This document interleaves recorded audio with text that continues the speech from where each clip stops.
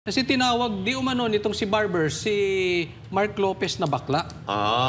Ganito na mga congressman. Ito ba, anong sa tingin mo dito, Jay? Ito ba nararapat sa isang congressman? Ito ba nagmumukhang matapang to si Barbers dahil sa mga pinagagawa niya ngayon sa vloggers? Unang-una doon, syempre hindi lang si Barbers ang nasaktan doon sa sinabi niya na bakla.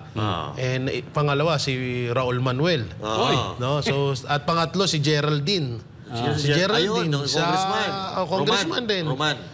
Si Geraldine Roman. So, tatlo ang tinamaan doon. Si Barbers, yung sarili niya, at si Raul Manuel, at si Geraldine. So, ngayon, ano bang mali sa pagiging bakla? Yan ang pinakatanong diyan eh.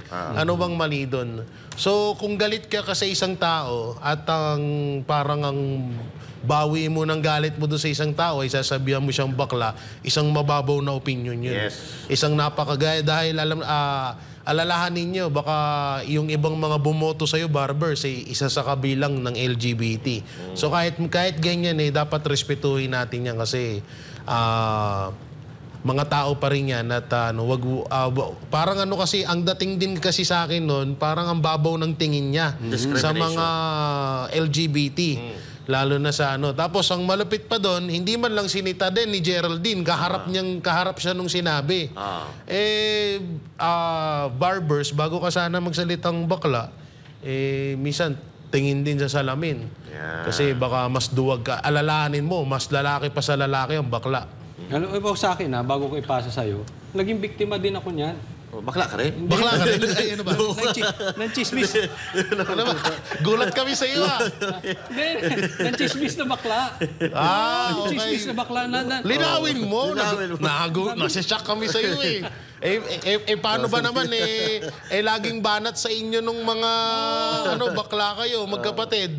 Pati si banat pa yung pamira. Pero alam mo, yung mga nakakilala sa akin, yung mga tunay na kaibigan ko at malalapit, alam nila hindi totoo yan. At actually, it's the other way around. Pero hindi po kasi natin dapat ay, kayo hindi niyo dapat binababa yung mga bakla, pambihira ng mga barbers. Bagamat hindi ako ganon, defensive. Hindi ako ganon. Hindi dapat natin binababa talaga. Hindi, tsaka hindi ugali ng isang congressman ang manlait ka ng kasarian ng isang tao. Yes, correct ka dyan. Si Coach Ole, hindi mo magkakamalang bakla. Laki-laki niyan, ng puso niyan. Anyway, ang masasabi ko kay Barbers, matapang lang yan dahil dyan sa loob ng kanilang tahanan. Palabasin mo sa kalsada yan. Mawawala ang tapang niyan. Matatapang lang yan kasi may immunity sila, nagagamit ang kapangyarihan dyan sa kamera. No?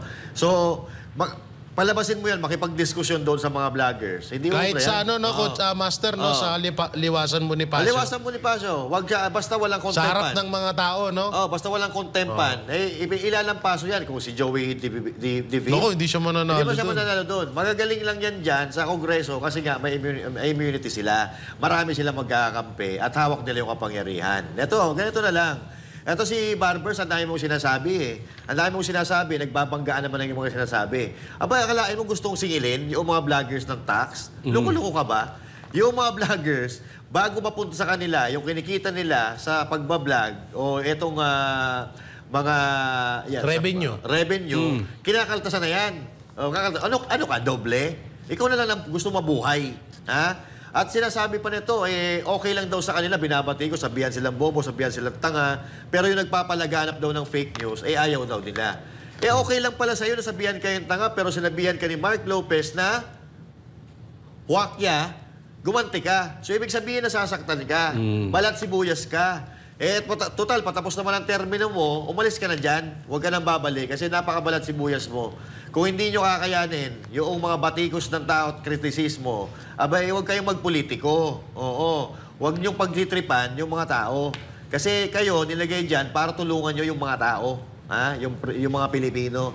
Hindi pa pwede yung mga ginagawa nyo. Parehas na kayo ni Abante. Si Abante, maintindihan, pero si Barbers, maintindihan natin kung magmura siya.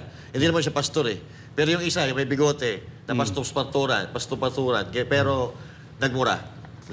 Sabi niya.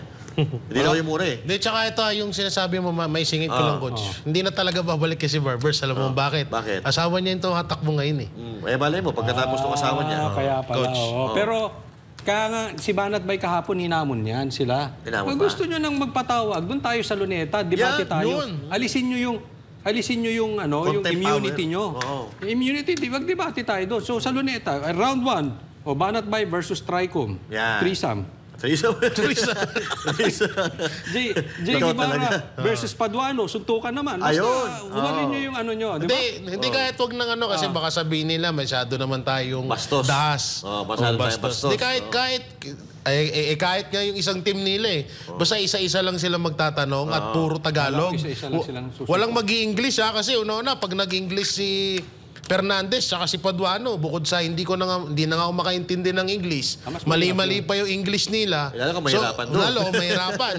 So kailangan ko puro Tagalog. Okay yan, kahit silang lahat magtanong sila isa-isa sa akin, sagutin ko. Walang problema. Suntukan daw. Pag suntukan, magdasal muna kayo ng 13 beses bago nyo gawin yun. Diba? Ang problema kasi, partner, ginagawa nilang panakot, yung mga contempt, tsaka yung immunity nila. Wala kami laban dyan sa inyo. Si Cornel Grijaldo nga, na pulis yun na active, pinakulong ninyo, yung mga vloggers pa kaya. Diba? Sintindo ko mo lang yan. Tapos sasabihin yung duwag, yung mga vloggers. Naku, kumita na yan. Hindi duwag ang mga vloggers. Nag-iisip lang. Matalino lang kami. Diba, hinamon, kasi yung sinasabi mo, dito mo daling, ganyan na style nila no? Ngayon mo ilabas yung tapang. Paano? Loko-loko ba? Teritoryo nyo yan. Tsaka isa pa, yung sinasabi Dito nila... kayo pumunta. Tsaka isa pa yung sinasabi nila na yung tapang nyo, dito nyo dalhin. Akala ko ba respetuhin ng Congress? Bakit... Ano ba naman merong utak kayo? Bakit dyan dadaling yung tapang? Bakit dyan mag-aaway? Talaga to hindi nag-iisip Coach.